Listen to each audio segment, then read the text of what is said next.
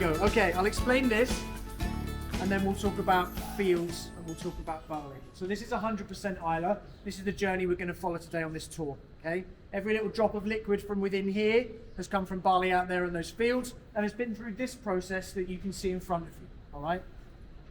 All of this aged in ex-bourbon casks, so it has honey, vanilla, butterscotch, that caramelly typeness to it. It's got an oiliness to it. We'll talk more about the viscosity of this spirit in a little bit. It's 50%, so what's that, 100 proof? So it's got a little bit of grip to it for 9:45 or 10 o'clock in the morning. Hopefully what you should detect on the nose and on the palate, not a lot of smoke. We're trying to ensure that the flavour of the grain comes through, not the flavour of smoke. Anthony's spending a lot of money on good casks. We want cask influence to shine through. We don't want smoke to shine through. The farm is 2,200 acres. 90% of the land is too boggy, too sandy to grow anything on. So our actual arable land is pretty much just out the front here. Those 3 fields in front of us there, and then all the way down to the beach is all we've got. Okay, so it's not a lot of land. Every season we're getting out onto those fields and we're trying to plant one variety of barley. Okay? And we've experimented over the past decade what works here, what doesn't, what tastes good and what doesn't. Okay? Trying to get one variety of barley so that we can explore the depth, the nuance that we can get flavour profile from just one variety of barley. That's what we're set on doing. Okay. This year we've planted a grain called Laureate, or barley called Laureate, relatively new-ish barley variety, citrusy, produces lots of sugar. It's a really good thing to use. The Germans use loads of it in lager production. It has a good flavour profile for whiskey as well. The problem is that we're trying to grow it on Islay. Okay, it doesn't want to be here. Significant factors affecting how the barley grows out there, okay? In particular, you can feel it already, the wind. Yeah, the barley can never grow too tall because wind stunts its growth and knocks it over often. So we actually have to space the barley out. We have to build corridors between the barley to let wind pass through it. Okay, so we have a lower yield on this farm than if we were doing this experiment on the mainland. So that's one factor. The other factor is the animals that live here. Okay, in particular deer. They like to kick around in those fields and cause mayhem. Geese as well, and you were seeing some of those if you were driving around this island. You know, they're on their way back at the moment. About 95,000 of them come back here and they spend their Christmas here every single year, Iceland and Greenland. When they get here, they churn these fields. They will eat everything that's in the fields and then they just churn it into mud. So our growing season is really short. We have no winter cover crop or no wintering crop to second batch. So all we're really doing is growing barley between April and August. That's it. Okay? Which means we can't get a lot of barley from the fields. This year, 145 acres gave us 15 tons. It's not a lot. It's roughly going to give us 12 to 13,000 bottles of that. Okay, that's it. This is a batch product that's released annually. All of the harvest from that farm goes to make this once a year. The distillery's capacity is more than just 12, 13,000 bottles of this. Therefore, the capacity of the distillery is fulfilled by using barley from the mainland. Okay? Barley that's already malted, already peated for us. Now, the difference between these two things, the barley from here is one variety, and it's always been floor malted. We'll talk about this process in a second. Barley from the mainland is a combination of barley varieties, 4 to 8, whatever they can get their hands on. Predominantly Scottish barley. All of that barley's been malted and peated under pressure and temperature control. Okay? It's consistent and it's reliable. We use barley from the mainland to make consistent and reliable product. This changes every time, every single season. Every batch of barley is ever so slightly different. We can explore nuance and variation in flavour profile by releasing this. Okay? This isn't consistent. This just represents a moment in time that happened on the farm, and we're proud of that, and that's why we did it. Okay, right. If we want to make this, we harvest barley. We bring it up and we store it in the old kiln, 4 tons at a time. We bring it down to here, park the trailer of 4 tons of barley behind this little machine in the corner, and then we just feed 4 tons of barley into this aspirator, this thing that looks like a vacuum cleaner like this. Okay? Aspirator's going to blow air over barley to clean it. All the clean barley then travels up that pipe using a corkscrew into this big stainless steel tank over here. What do we do to the barley in that stainless steel tank? Soak it, exactly that. So we cover it in lots and lots of water, trying to encourage dry barley to absorb moisture, triggering enzymes to convert insoluble starches into accessible sugars. Now that's what we want. We're encouraging germination. Barley stays in there for 2 days, After 2 days, we take it out to encourage further development of starch to sugar. We spread it on the floor like this. Okay? These are no shovels, chariot. And then to get these little troughs, we use this little rubber thing here. Now, barley's on the floor, we spread it out. Air, as you can feel it moving against us now, is running across the top of the barley to remove the warmth. When the barley's on the floor, it's going to use oxygen from the air to continue to convert starch into sugar. That's a good thing. That process releases heat. This warms up on its own. Okay? The warmer it gets, the quicker the conversion to starch to sugar. That's a good thing. That's what we want. If it gets too warm, the plant will start to use all of that available sugar to grow as quick as it possibly can. Okay? So we need to have a controlled process in here. And to control this development of starch to sugar, every 3 or 4 hours we get a thermometer, stick it into the barley, and if it's pushing beyond 20 degrees Celsius, around 70 Fahrenheit, we need to get these shovels back out again and turn all the barley over by hand to bring the temperature back down. In the summertime and into autumn, this process of turning barley so we develop lots and lots of sugar inside the grain takes 3 or 4 days. Okay? I've been off for 2 days, so I don't know when this barley went down on the floor, but it looks like maybe 2 days ago. Maybe 1 day. If you want to pick some of the barley up, you can. What you will see on the barley is the beginning of roots growing. Little roots on the grain indicate lots of available sugar inside the barley, all right? Meaning that we can use some of that sugar to make loads of alcohol. Okay, so that's what we're looking for. In the winter time, this process can take up to 10 days. It takes us over a year to malt one batch or to malt one harvest. So we are doing this process in February as well as doing it in August. Different speeds of germination throughout the year create different flavour profiles. Every single little batch in here is exposed to the outside environment. It's just a natural process that we're kind of hands-off controlling. So this creates the variety and depth of flavour that we can then combine all back together at the end to make this release. In 2 or 3 days, once this barley is fluffed up a little bit more, developed lots of sugar, lots of roots coming off the bottom, we get the brooms out from behind you there, and we sweep all of this barley off of this floor into here. Under here, there is a conveyor belt that's going to remove this barley, take it next door, where we're going to dry the barley out. If you remove the moisture from the barley, the sugar remains locked inside, and we can use it to make loads of alcohol with, but the plant won't use the sugar.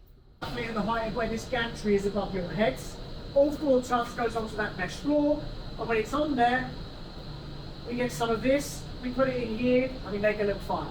Okay? Now, the idea in here was to dry barley out. This little fire doesn't dry barley out. Okay? This dries barley out.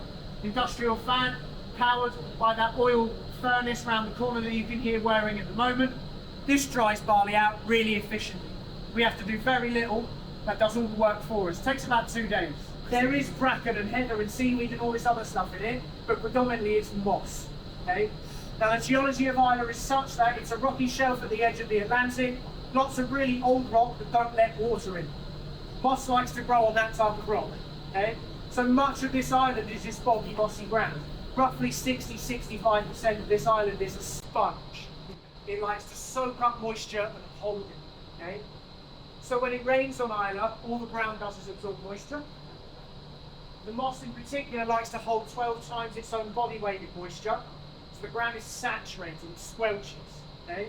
Which means that there is a very poor concentration of oxygen in the ground, so when the moss dies, it just stays suspended in water, the same as all the other vegetation as well. Okay? It doesn't rot, that's the important thing, or it does, but very, very, very slowly. Okay?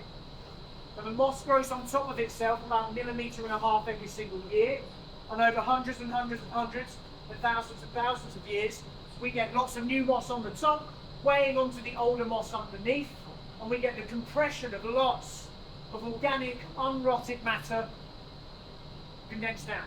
Okay? If you get a little stick and a knife, and you go out onto this boggy land on Islay, and you cut a trench into this boggy land, you remove little bricks like this, and leave these little bricks to dry on top of your trench, using the sunlight across the summer to remove the moisture. You can come and collect these little bricks up, kind of October time, November, when the storms start to come, and you can use this as fuel. Okay? This is the most abundant fuel source on Islay. In the past, people were not interested in phenolic content measured to ppm. Okay? They were interested in warmth to dry barley out. The smoke is a byproduct. that created an intense medicinal iodine-like flavour profile to the grain. Okay? It made the whiskey taste difficult. People didn't like it. All of the whiskey on this island was used for blends. Johnny Walker's, Bell's, Teachers. This is for blending islands. No one was drinking this stuff as single malt. Okay? We've only really done that in the last 50 odd years. So all we're doing when we use this is replicate something from the past that no one was interested in. But was historically necessary. We hand cut this ourselves. Derek from the bottling hall goes down with his big stick and his knife. Some of the land that we owned around Kilchomam. We cut roughly 3 to 5 trenches every single year. That should give us roughly 15 kilos of this for every 4 tons of this for 15 hours a year. It's probably going to give us around 20 ppm. Okay? So really, really soft. Softer than Kilchomam. So we are the softest peated whiskey on this island, if we're talking about peatings. Okay? Trying to get grain to shine through, as we said in the room next door. After 15 hours of smouldering in here with smoke rising up through the mesh floor, covering the barley, coating it, start the fire of oxygen, and then we just turn on the fans. And as I've said, they'll run for 2 days, ultimately removing all of the moisture from the barley, giving us a barley that is less than 5% moisture. Sugar is locked inside, the outside of the grain is smoky and phenolic, ready for us to use to make a spirit.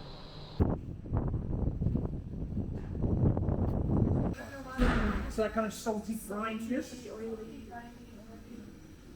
It's designed to be released young. It used to be when this whiskey first came out, 2013, 2011. The average age of this was 3, the youngest whiskey was 3, and the oldest whiskey was 3. Okay? It's now a little bit older than that. The average in here was 5. There's some 7 or 8-year-old casks in here as well. There's also still 3-year-old stuff in here too. Okay? This whole setup in here is designed to produce spirit that's young, that's flavourful, that can stand up against other Islay whiskies. Bottled at 92 proof, so it's a little bit rounded, a little bit easier to understand than the other one. Predominantly what we're using in here, barley from the mainland. Okay. Consistent, reliable, no variation in grain flavour. We ask that that barley from the mainland is peated more intensely so we can add a bit more depth to the grain. Okay. So barley coming from the mainland, 50 ppm. If we're making the spirit from the farm barley, it's at 20 ppm. So different levels of peating. Still using bourbon casks, like 100% Islay over there, but this also begins to use small amount of Oloroso sherry cask as well, just to provide it balance. This has got darker, it's got sweeter as this has evolved as a franchise. So behind this wall here, Porteous Mill. Has everyone heard of a Porteous Mill before? Good.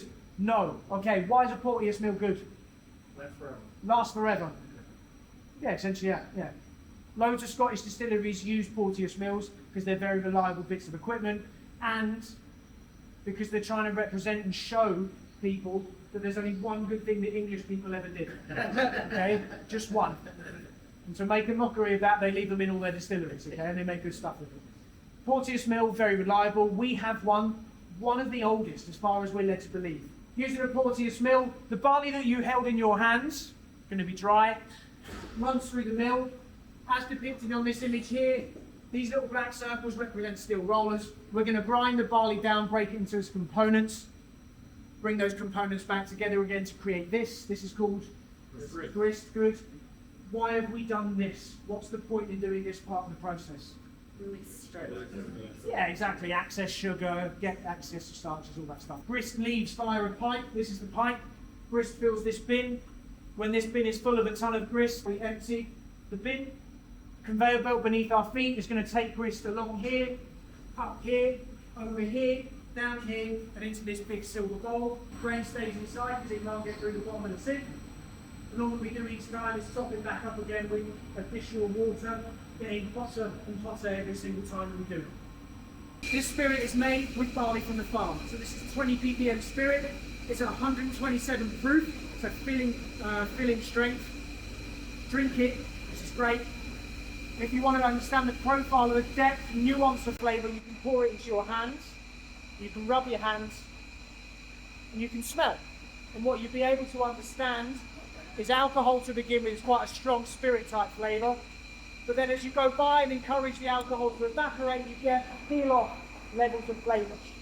So you can experience this kind of sourdough bread pastry-like flavour profile. It then goes quite sweet, quite peachy. It smells like cherry Haribo at a certain point. And then it goes quite grassy, quite hay-like, quite farming towards the end. It leaves an oily consistency on the hands. This doesn't happen with the spirit that we get with barley from the mainland. This has a little bit more texture and bite to it, so it's a little bit more oily. Okay? What we're trying to make is this, okay? And we make this using this. Okay, everyone has seen something that looks like this before? Yes. Yeah, good. Okay. And essentially in Scotland, this process is using pot stills. Grain whiskies, they might be using column stills for continuous distillation. And all that we're doing in here is controlling variables that can exist within the distillation process.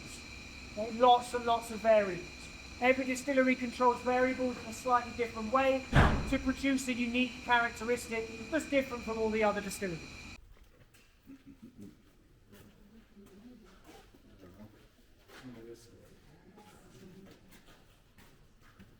I wouldn't walk all the way down, but it gets quite complicated when we get to kind of down there. So we can just hang around in this little space for a moment.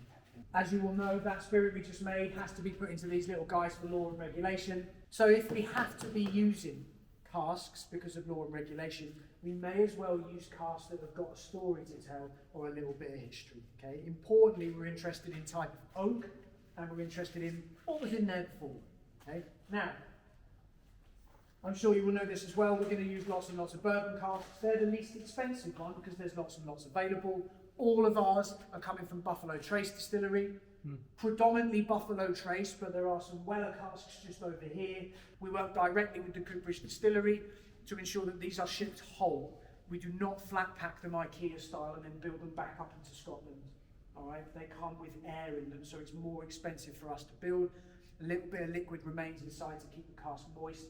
From here, American oak. We're going to fill these American oak casks with really strong spirit. Strong alcoholic spirit is going to break down compounds in that wood. Those compounds are going to seep into our spirit. We're going to get vanilla and coconut. Essentially, previous charring allows us to extract those types of flavours. Bourbon seeps into that wood. We're going to extract the flavour of bourbon from there too. Everything from baking spices to cherry cola to peanut brittle and all of that stuff that happens in bourbon, we can get that too. Movement of air through here. Diffusion matures alcohol, softens. Some of it breaks down, some of it evaporates. Volume of cask and volume of alcohol reduces over time. Air moving in and out of the cask develops flavour profiles. The majority of the flavour we're going to experience in those whiskies at the end, and all the colour, happens at this part here. Don't just use ex-bourbon casks, we use other stuff too. There's lots and lots of predominantly Oloroso sherry casks all the way across here behind you. Oloroso, if there is a scale or a spectrum of sherry, Oloroso sits in the middle. It's not too dry, but it's not really, really sweet down like the other end. And the majority of sherry casks that are used within Scotland, predominantly Oloroso casks, because they give us variation of colour and a wider variation of flavour profiles. So lots and lots of Oloroso sherry. All of our casks, sherry casks, are coming from Jose Miguel Martin, a little cooperage and the bodega down in Helen. It's a very good spot. Family business, just like us. Majority of the casks in here, we're only really using first and second fill because we want to extract flavour profile. We're not really designing really old whiskey. Third and fourth fill casks are good for just putting liquid in there, hardly any cask interaction, you just let the stuff sit and age. But we're not really intending to do that. We don't want 90-year-old Kilchomam. So we're kind of staying away from third and fourth fill because we just don't need it, basically.